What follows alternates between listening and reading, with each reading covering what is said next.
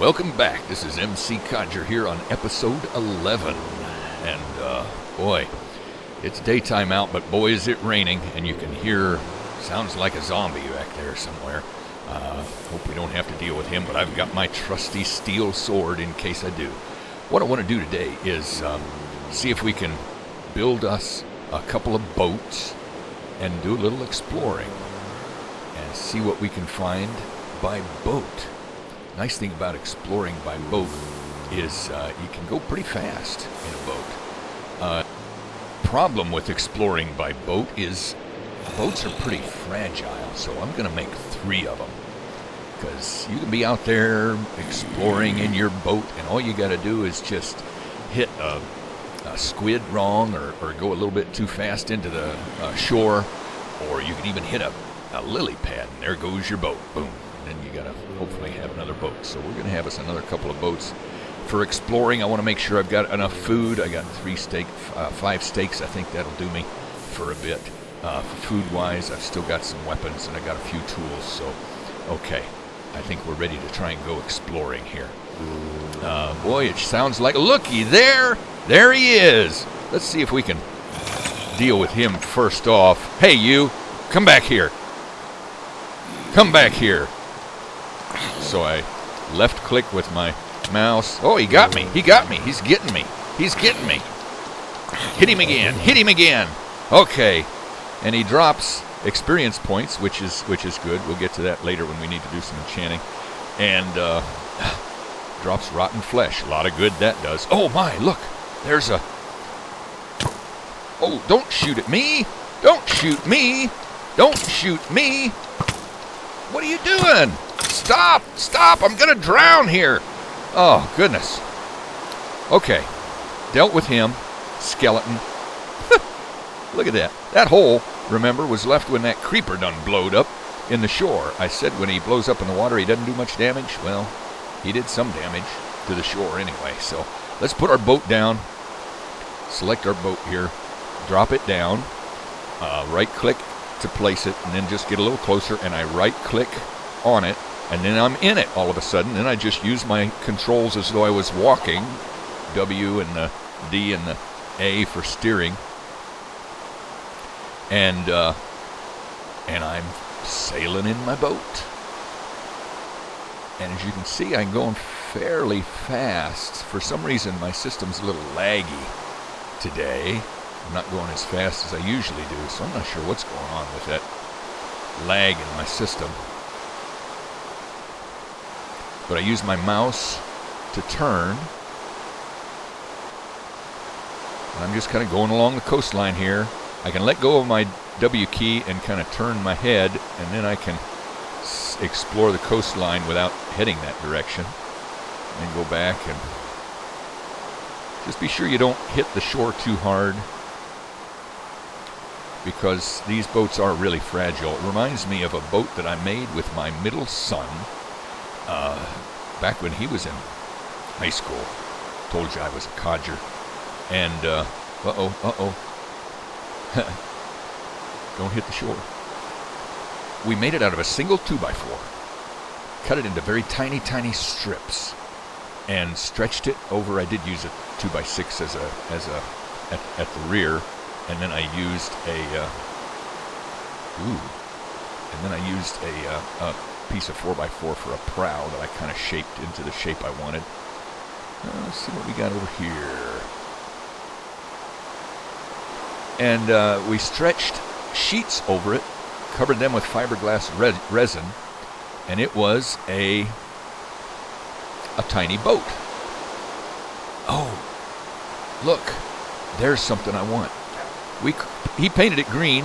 Oh, no, get out of my way, squid, stop! Painted it green, called it the Hobbit, and we would put it in the pond not far from our house. I just jumped out of the boat by pushing the shift key, by the way. That's how you disembark oh, look at that. It's way out there. I want to get this sugar cane, because there's stuff we do with sugar cane, and we'll go back and we'll plant it near our house. See if I dropped any in the water there, did I? Looks like we got all of it. Now let me see if I can get back to my boat. Swim back to my boat. So anyway, that boat, since it was just a real thin fiberglass covered sheet as a hull, it was very fragile. Left click. Right click, I mean, and there I am in the boat. Oh, and look. There is, looks like an extreme hills biome over there, just rendering in. We're gonna wanna go there. Not right now, but just take note. We're gonna want to go there and see what we can see there. Oh, that may be, that's either a creeper or some more. I bet that's a creeper. I bet that's not more sugar cane. Well, let's keep going and see what we can see on the coast here.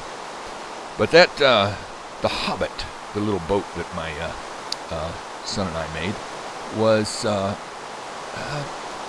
fragile enough that if you hit an oh, it stopped raining. Thank you. Oh, there's a cave. We might want to explore that at some point. Good to know.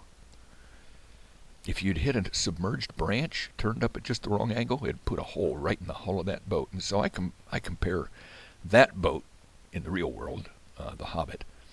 It was just big enough to hold one grown person. And I did get in it with my youngest son when he was very tiny, and it managed to hold us both, barely. But let's go around this way. And but it wouldn't hold much more than one full-grown person. But it was very fragile. But it was a lot of fun. It was fun to build it with my son, and it was fun to float in it with my son, paddle it. It's about all we could do. There's another little cave and a cow, hi cow, that I want to explore at some point, looks like. Just kind of getting out. Oh, and this confirms my suspicion. Look at that. We are back home. I was pretty confident that this was an island, and now this proves it. We just sailed all the way around our island here. Let me disembark. Come over here. And this big, deep pit, I'm going to avoid this for right now. We'll go see it sometime, perhaps. But one thing I want to do is I want to come over here and find a good place to plant my sugar cane that we just harvested. Now here is some, we're going to dig some gravel too, for a different reason. But let me go over here and plant my sugar cane.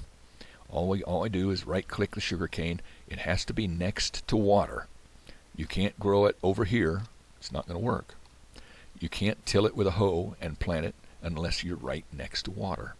So I'm gonna put it. It'll grow in sand. It'll grow in dirt. It'll grow places where normal carrots and potatoes and things won't grow. And what it gives you is one of two things. You can get sugar. You can get sugar from it, or you can get paper from it, like the old papyrus reeds in the old ancient Greek culture. Now I'm going to take some. Tell you what, I'm going to go. Because occasionally when you harvest gravel, it drops that right there. That's a piece of flint. I'm going to take this piece of flint and I'm going to get back in my house because it's getting dark and I don't want to mess with any more hostile mobs than I have to. So we'll go back into our house and I'm going to see if I have any steel. Do I have any steel? I do. I'm going to take one piece of flint and one piece of steel, or an iron ingot, okay? And that will give us flint and steel. I don't even need a crafting table for that because it's only 2 ingredients, okay? Now, let me show you what I can do real quick with that flint and steel. Let me pull it down here where I can get at it in my hot bar, okay? And we'll go out here real quick. And I'm just going to take this and flash it. And look at that. It turns the sand on fire. You can also kill mobs with it by catching them on fire.